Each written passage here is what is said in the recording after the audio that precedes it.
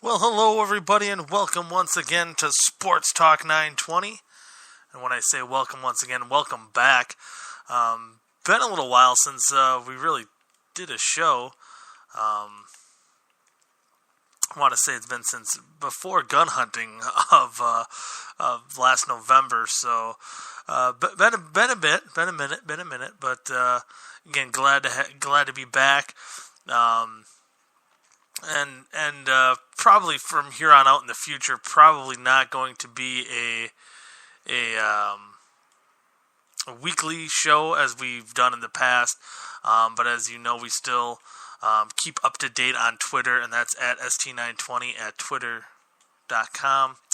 And of course, on our blog, we have a whole bunch of cool stuff going on there right now.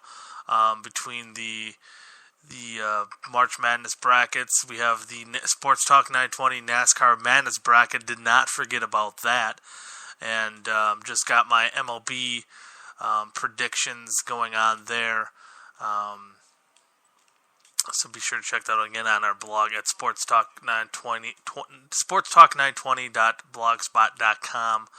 Of course, you can follow us on Facebook too, and just search Sports Talk 920 on Facebook, and we'll be on there. But yeah, anyway, diving into the meat and potatoes here. I'm actually right now doing something for the blog as I do the show here. It's kind of figured it'd be a good time to do it. If you go on our blog, we do have the Sports Talk 920 NASCAR simulator, and I guess if you've been on there and searched for it or looked at it, you can maybe wonder how I do that. Basically, I run a race at 100%, basically just right around the back.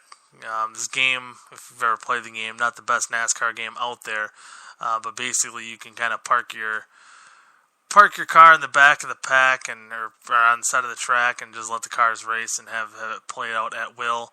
Sometimes it take a couple laps. Try not to influence the race too much, but right now I'm running into Clint Bowyer.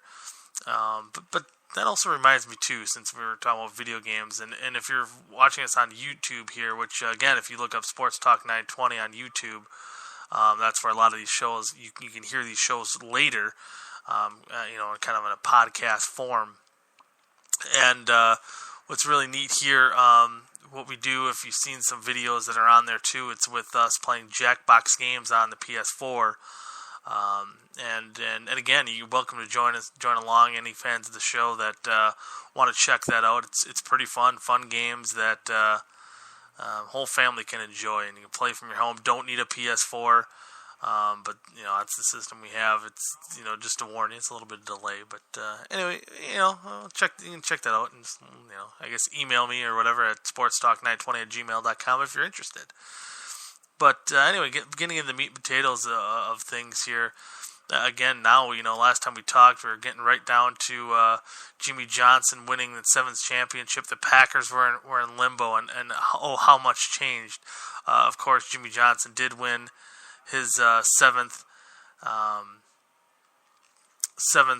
Sprint Cup championship. Now it's the Monster Energy Cup, so that's changed, and now they changed the format of how they race and with the segmented races. So I didn't really get any chance to express my opinion on that, and right now, I do want to say my opinion probably hasn't changed a whole. I mean, it's not too extreme.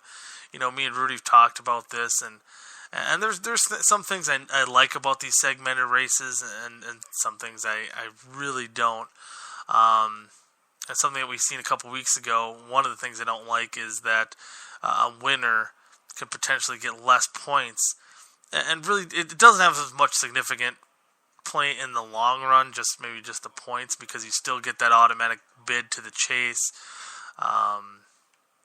But still, this doesn't seem right, especially in an era where, the reason why we have this format is because so many people were bitching and complaining about, the wins not meaning as much, pre-Chase era and even the old Chase era. So to now have it in the format they have now, where, a guy can basically run 5th all day and a guy can win a race and make less points than that guy who just ran 5th all day. But it makes it nice too. I would say too for our Sports Talk 920 NASCAR pick'em standings. I will say that it's made it a lot more interesting, a lot easier to catch up. I guess easier to fall behind too. But I want to say like Flora last year, who finished I think almost last in the standings. Probably would have had a lot better shot at being more competitive, because I swear every time with like 20 to go, whoever he picked would wreck and mess up his day quite badly. So I do like that, and really overall it gives you something to watch for too, especially if there's been cautions before the ends of the segments. It's really got heated up. Other than that, at the end of the day, it really hasn't changed a whole lot. I guess the other gripe I would say too is now that you have pre-planned these cautions, and they've gotten a little bit better about it, and I think there's ways if you don't count those caution laps at the end of segments, unless there is a wreck right before and it kind of overlaps, that's fine. But they seem to take a lot of time, especially at Daytona.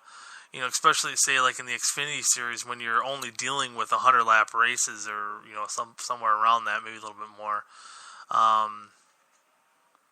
and you're dealing with 100-lap races, and half of a segment was gone. I believe in the Truck Series, maybe that was what a 100-lap race was. So these segments were like 40 or 20, 40. So you have these 20-lap segments that basically got monopolized by these caution laps that were going on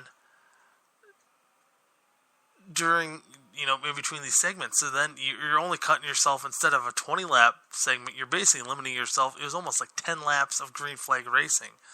So that's one of the gripes I do have about it. But I think overall it doesn't change a whole lot to what you see on the track, besides there's never going to be a day where we're going to see a green to checkered race without a caution. So I mean, that's basically the main thing you're going to see, and especially the way I think NASCAR racing was going, you probably weren't really going to see that anyway. And I think it has really dampered down the debris cautions. So, and that's kind of nice. I mean, one of the big things too, I will say, is that when they made this rule change, Rudy and I were talking about it, and it was more of along the lines of, dude, this is really not what NASCAR needed to do. I mean, I get it. I know it upset Goody Senior. Excuse me.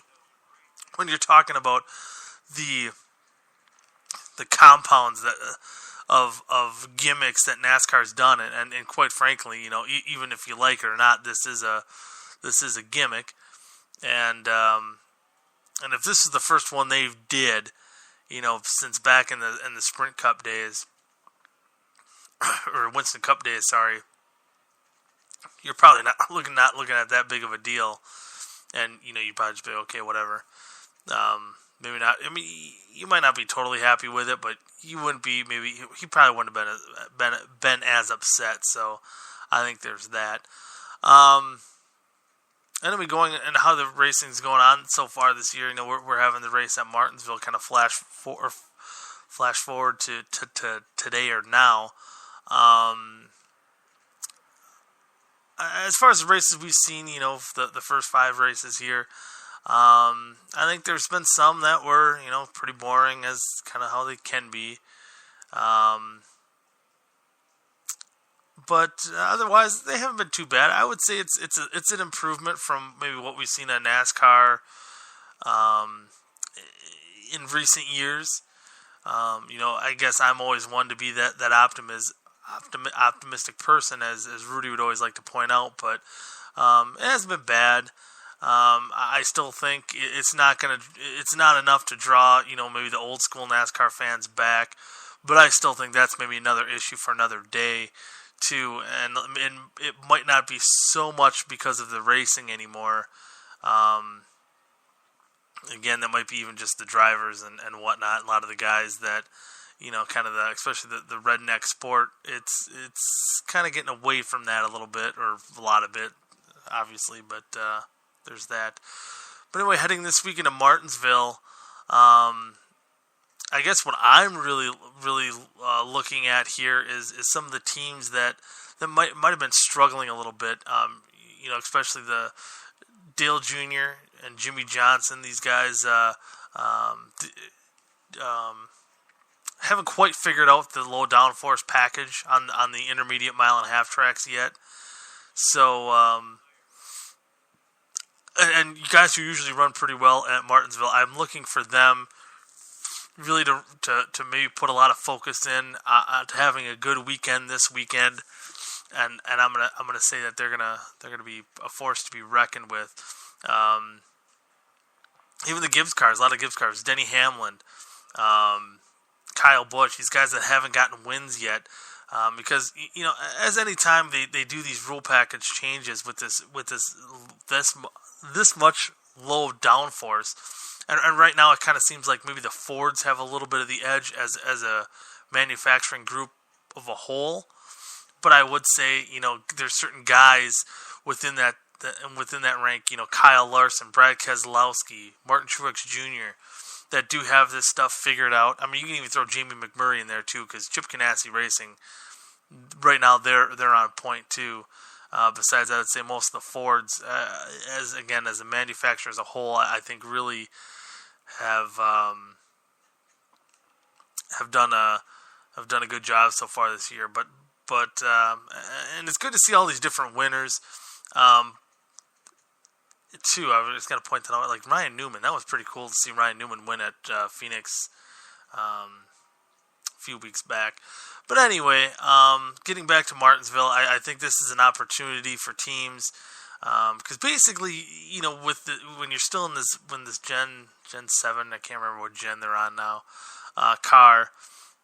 I think basically anyone, you can use your setups from what you've had in the past. It doesn't really, obviously, the low downforce package really doesn't make a big difference in this scenario, in this racetrack. So that's kind of cool to see. And not saying this package has been bad. I think the drivers have liked it. Just that, for me being, like I say, a Dale Jr. fan, and him not quite getting that package back. And I don't think it has a whole lot to do with him being, having coming back from the concussion. So, but anyway, I'm looking forward to that scene. Maybe some different guys could get up front again. I'm in my pick for the NASCAR Pick'em, which you still do have the fan pick too. So be sure to get a hold of me for that as well, to see who you want to pick for this week. The fan pick, I'll get the picks out there too. But I did pick AJ Allmendinger this week. I trying to go a little bit off the walls to save some of the guys I might want for other tracks. And I'm still kind of mad. Last week I did pick Kyle Larson. I don't have him for the rest of the year, so that's kind of upsetting. But anyway, again, guys like AJ Allmendinger who usually run well at Martinsville. I think they have a good shot to get good runs. Maybe Chris Buescher, with lessons learned from that team, JT Doherty Racing, it might be a step in the right direction for him too to run well here.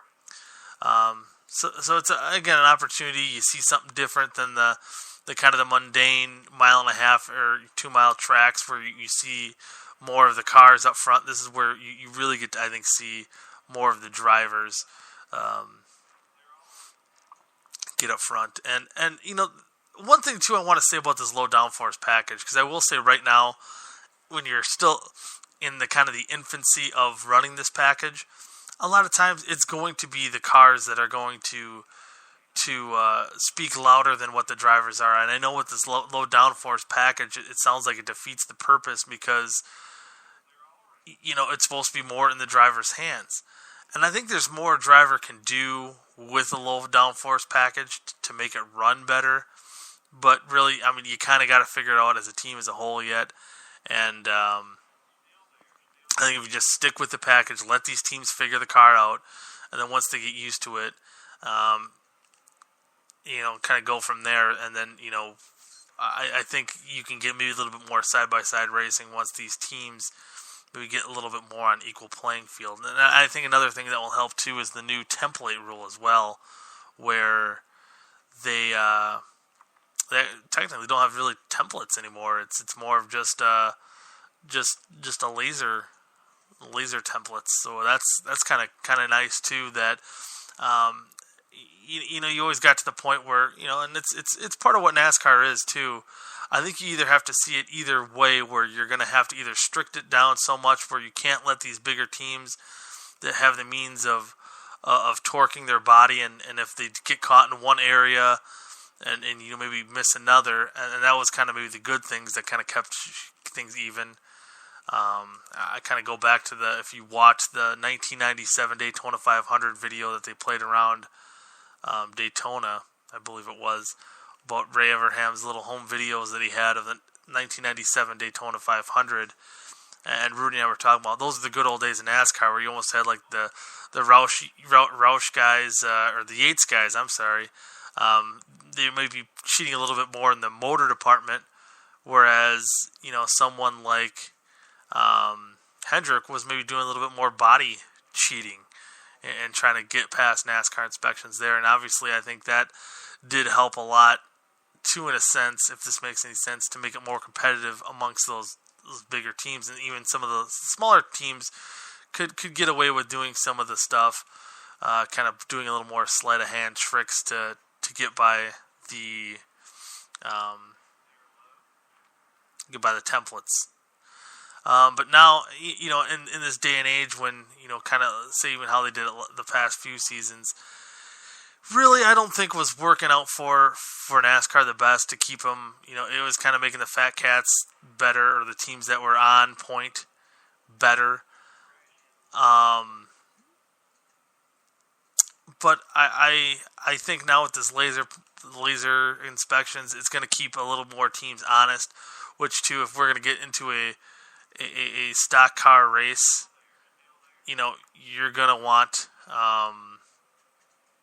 the cars to be stock. And sometimes the racing, cars racing side by side, 2x2 or whatever, it's not going to happen. But if you really want to determine who the best driver is, this is probably the better way to go.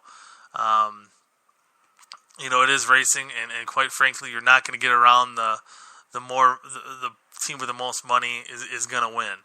And that's what makes, NASCAR, people don't understand. Sometimes the equipment does speak louder than maybe necessarily what the drivers can do. And it can be frustrating, yes, but, it is what it is. But I do like the templates, and NASCAR too. And I think, well, man, there's been so much NASCAR news, but I'll kind of keep it to close to what's going on now. And of course, we have the offseason, and the Green Bay Packers, maybe surprisingly, Rudy and I were having a lot of conversations about what Ted Thompson should or shouldn't do in free agency, and it's been interesting. Martellus Bennett, they got Devon House back, so I'm glad I got that autograph of Devon House. It's gonna be current again, so that's pretty neat. And as far as what Ted Thompson does, I know a lot of fans, they're upset with Ted Thompson, even though he's been, I want to say, more active this year in free agency than he's ever been, and it gets frustrating to a point where, me as and again, in the world we live in, today with if you're not 100% with me, you're obviously 100% against me. And so again, when I defend Ted Thompson, I'm not saying everything he does I agree with, and part of the reason why he might not be in a situation where he's at, where yeah, we're not going to be able to sign. Nobody's ever really able to sign, and it never really seems to work when you're able to sign the biggest free agents, the biggest name free agents and whatnot. And some of these guys you got to let go. Micah Hyde, leaving to go to the Buffalo Bills, I did kind of wonder about that. That one kind of bugged me a little bit that they didn't even offer him a contract at the end of the day. But again, not a whole lot you can really do with that. So, and really, where the Packers sit right now, and again, we're talking pre-draft. They lost Eddie Lacy, so right now they did get Christian Michael back, Ty Montgomery. It looks like those are the two main backs going into it. They're probably going to draft a running back. I'm assuming kind of the way things are looking in that aspect. So I guess don't be surprised if they do that. TJ Lang is gone. He went to the Detroit Lions. They did lose some pieces, but kind of going into last year too, when the Packers got rid of Josh Sitton, a lot of people were kind of wondering the same point, like, what's going on here? The Packers are going with Lane Taylor. Is he even gonna be a competent player here? And and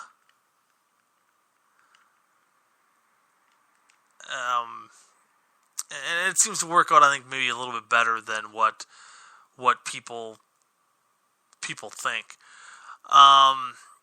So there's going to be holes, and is this team going to be, now they're kind of at that point where it is almost a Super Bowl or bust situation, and they're kind of thrusting themselves into that, because you don't want to waste Aaron Rodgers' good years here. I think offensively they're going to be about as badass as a team can be. And then they got Lance Kendricks, a former Wisconsin Badger tight end, who kind of fits more that style of kind of Jermichael Finley, Martellus Bennett type of offense. You're going to have two tight ends that are going to be, one's going to be, I think, almost a showstopper, something closer to what they had in Jared Cook, if not better. And another tight end, Lance Kendricks, who's probably a little bit below that, but as your number two tight end, that's going to be great.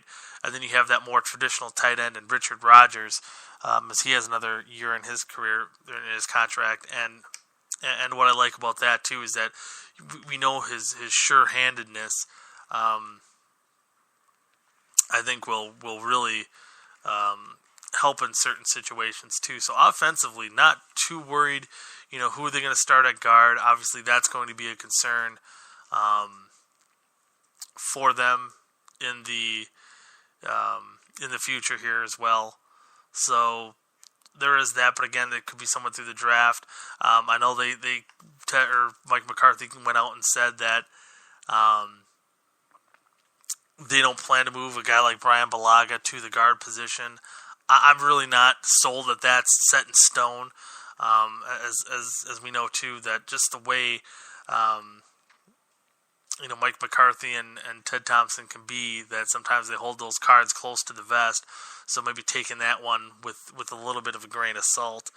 But we'll see. But anyway, going back to especially the defense, that's the big thing I think we gotta look at here. And they filled holes. They got I can't remember that Francois from the Redskins to fill a defensive hole, especially with Guyon going to be out on suspension for the foreseeable future here. So there is going to be that. But they brought Nick Perry back in. You might agree with that contract. You might not.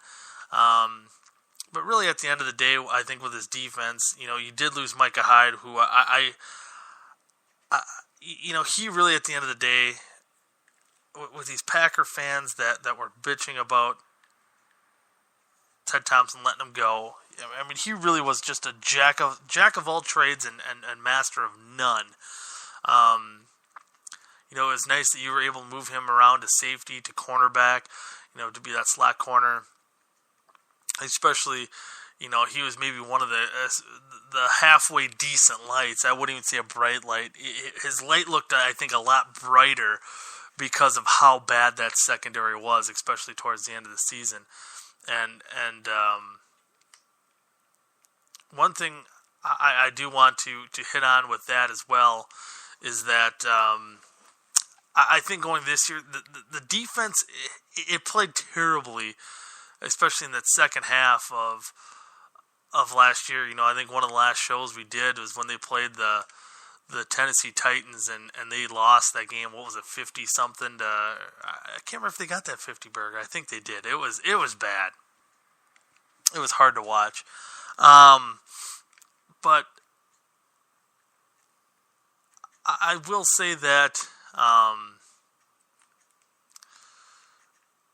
I don't think this team is as off, or defensively it's going to be as off as we think it is.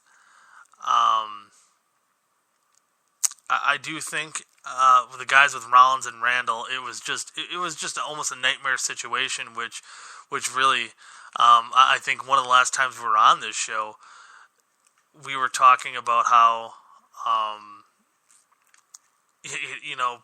maybe Mike McCarthy should go, and now maybe my tune changed a little bit, where I'm saying we had to really credit Mike McCarthy and the Packers coaching staff as a whole to how bad it could have been, and really how bad it didn't end up being.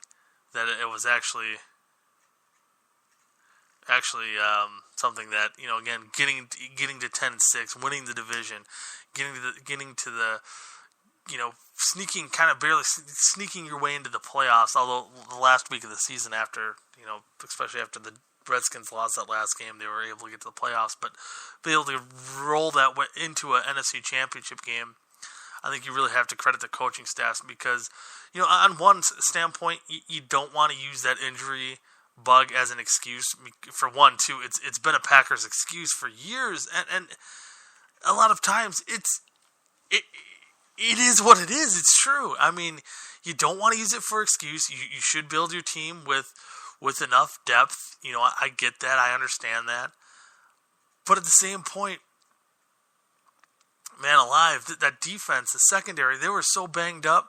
I told Rudy, I'm like, you got to understand, they were to the point where they were ready to call him to be starting cornerback of the Green Bay Packers. So again, I'm going to look for Rollins and Randall to really improve this year, and I think they kind of know what's going on. I mean, again, we were talking, around this time last year about Davante Adams and how sluggish his play was, and is he going to be a guy that's ready to be out the door? And right now, after how he played this past season, it was almost a breath of fresh air to see how he played. He was one of the more consistent receivers. Turned out to be really, really fine player, and I think a really big element to what they needed. And I think there was a big trust between Aaron Rodgers and Davante Adams that grew, and a lot of it that was, they were talking about how it was credited to injuries, that he had last year, and I think there's no denying the fact that, both Rollins and Randall had just nagging injuries that really didn't help out their situation, their scenario this year. So I think healthy, you're going to see those two guys get better, and some of those corners that they had, some of those young guys that they had, like Goodson and Gunter. Gunter, you especially look, he was getting burned badly, in the playoffs. But a guy like him shouldn't be covering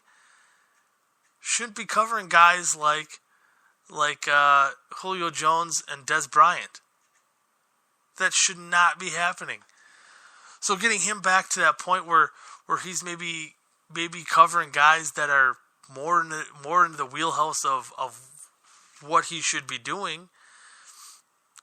yeah, I think you'll see a better result. And then again, a guy like Devon House too. He's not a showstopper. He's not that big name free agency. He's not going out there and he obviously wasn't a high priority, especially compared to what he was when he left Green Bay. He didn't quite pan out how they wanted to in Jacksonville when they signed him. But hey, I guess that happens too. But I think he'll be a good slot corner. I think he'll fit into the Packers system well, and maybe add a little bit more depth. And they're going to draft, and people are going to be like, oh, we've seen this plug-in, this draft and develop type situations that never work out. Well, we're not going to fill all the holes that the Packers have with just solely free agents. It doesn't make sense. And I'm thinking I think the Packers as a whole are going to look better than what they have last year. Yeah, they got weaker in some places, but I think they're offensively, maybe they're set up to win maybe a little bit more of the shootouts. But I'm thinking at the end of the day we're going to be surprised of how the Green Bay Packers defense is going to look, maybe more to that 2014-2015 form. Because it seems to me that people got to the point where, last year, and I think there was a little bit of a, this is kind of right around when we started not doing the shows and the Packers started winning. There was a little bit smoke and mirrors about even how well that defense looked at that point. And I think it was true. I think that's what me and my dad would always talk after every game, and that was one of the things I would say is, it just, this defense looked like it wasn't as good as what the scoreboard was showing. What kind of kicked off it the winning streak. And this might have been the last week of the show. And actually, no, the last week we did a show was after the Redskins game. So that was one of the reasons why I didn't do a show, is that the Packers were on a winning streak, and then it kind of got out of hand. But anyway, but in that first game, and kind of what they had to almost do, and then it kind of got, I think, harder and harder to do as we got later into the season, was basically their best bet was just try to run these slow, methodical drives to run the clock and keep that defense off the field. It was basically what they did. But again, if you remember, back in 2014, 2015, especially kind of going back to that 2015 year when it was Aaron Rodgers that was struggling, it's funny in how quickly, again, us as spoiled Packer fans, our opinions can change just when we're not winning a Super Bowl every year. And I go, again, I get it. I'm frustrated too. I want to win the Super Bowl every year. I want to, I want to win more. I get it. I want it too. But you got to understand the realm of reality here is that this defense in 2015, people, again, setting this up a little bit better, how they performed last year would have a lot of people saying, oh, this Packers defense, I don't remember the last time they had a good, solid defense. Well, it was last year, or 2015. The way that defense kept them in games back in the 2015 season. If Aaron Rodgers looked like his almost MVP like self in those last 10 games of 2017, I think we're talking about a whole different team in 2015. I think 2015 would have been a year that they would have been able to go to the Super Bowl. I mean, we were basically just talking about Aaron Rodgers just not playing up to snuff. So it really hasn't been that long since the Packers had that solid of a defense, and I think a lot of it had to do with nagging injuries. There were certain things that I think maybe didn't pan out the way they wanted to, and maybe this is what led to the Packer fans being pissy and sour about the subject, and that basically I think was when you got rid of a guy like Casey Hayward, who ended up playing very admirably for the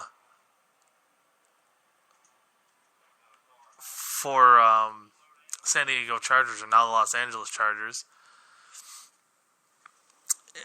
And when he played in Green Bay, the best thing he could do was play slot, and he really just didn't perform well since his rookie year.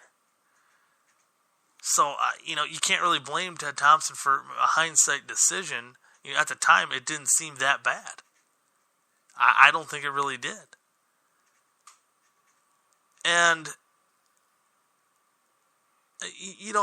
in a whole nutshell, I had one guy I used to work with. If you're listening to the show, it's been a few years since I've really talked about him, but oh boy, these past few weeks it's been mind-numbing, and almost the reason why I got back into doing a show again. And he made a comment on Facebook saying the only good thing about this coaching staff and front office is going to be when we're able to basically disassemble it and rebuild the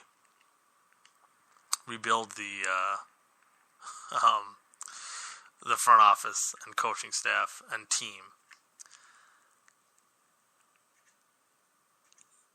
When someone says something like that, to me, if that was the comment you read, and I want to maybe see if I can pull it up here quick, because it was quite interesting, and maybe just I want to just put it out there for how one would maybe decipher that message.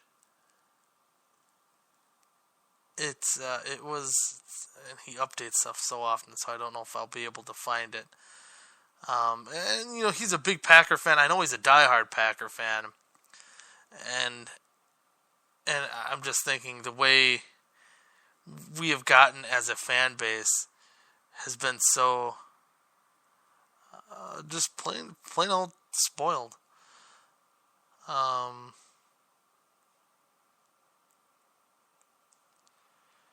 Let's see if we can find it.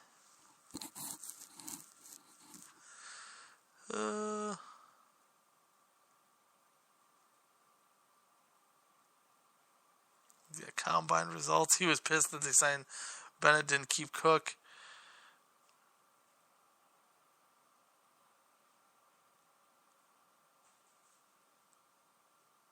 And basically, I think a lot of people wanted to keep Cook just based off of one play, and maybe I won't be able to find it.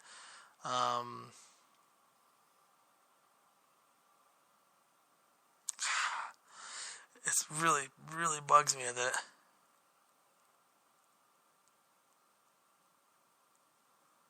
I'm not be able to find it. Basically, again, along the lines of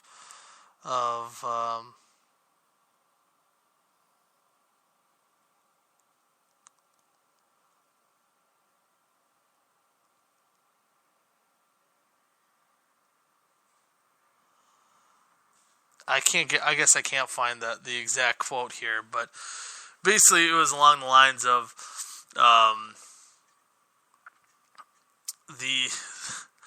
that the only good thing that will come out of this current regime, this current team, is that the day that we're able to rebuild it. And again, I think I made a comment to him, and his argument to me, because my argument to him was, you're talking about totally gutting out, rebuilding a team that got you to the NFC Championship game two out of the last 3 years. With 1 year, you're basically maybe a play away from getting to another one. And he maybe brought up a good point to counteract that, where they said they got rid of Brett Favre after they went to the NFC Championship game. Probably had one of Brett Favre's more efficient seasons in the NFL, and they just, I guess, pushed him to the wayside, and they did. But also, I guess what I would say, obviously, is that people like him say this, and this is a general statement to Packer fans. Is that there are fans that will say stuff like that, but yet they will say, and I think this is what I said back to him too, is that there are people that will say they got rid of Favre after a great year. They shouldn't have ever done that. Ted Thompson. And this is again why I think a lot of people hate Ted Thompson, but also they will say now Ted Thompson's wasting Aaron Rodgers' best years. Well, one should kind of maybe explain the other. For one, I don't know if he's wasting them. Maybe just not being as efficient. Maybe being a little too proud on what got him in the position he's in now. They didn't sign a lot of free agencies even back when they won that Super Bowl in 2010. They didn't sign a lot of free agents to get to build that team up. To the success that he's had, especially from turning that team around from a 5-11 team back in, 4-12 team back in 2005 to 5 years later winning the Super Bowl and kind of continuing that playoff success basically since 2008. So, but I think it's more of a pride issue that was with Ted Thompson. And again, I don't think that's. I'm not saying he's a bad GM. He's flawed. He's human. I'm sure anyone that thinks they know how to do something, they're maybe not open as they should be to try new things and try to make the team better. Look at other ideas. Try different things to advance yourself forward. But to say that he's, basically the only good thing, if you read that comment, if someone told you, man, the Packers coaching staff and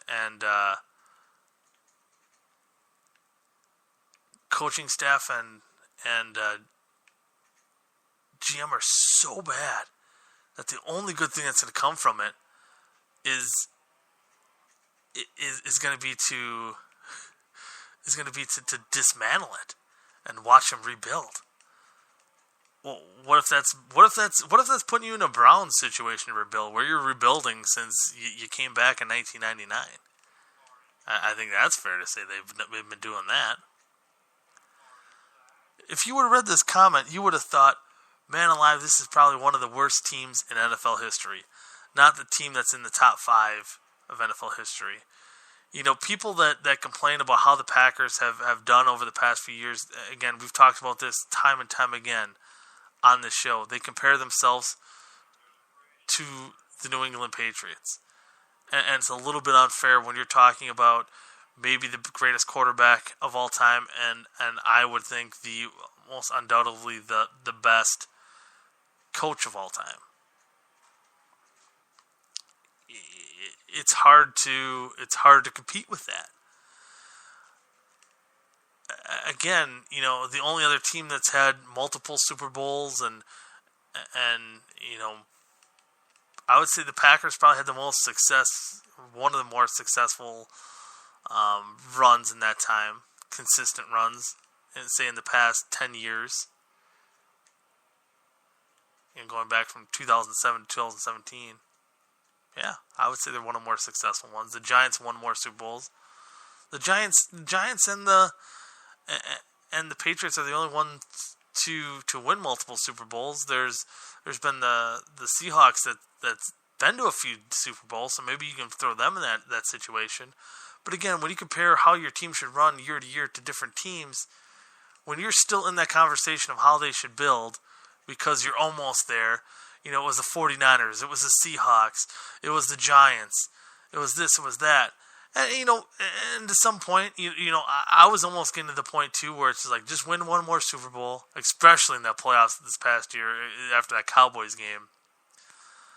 Just win one more Super Bowl, and I don't care how much you suck after this. You could go to obscurity. I think me and Rudy had a conversation about that.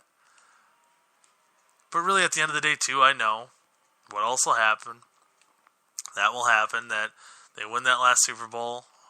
Maybe Rodgers retires, or maybe he comes back, tries to win that, and he's not quite that old to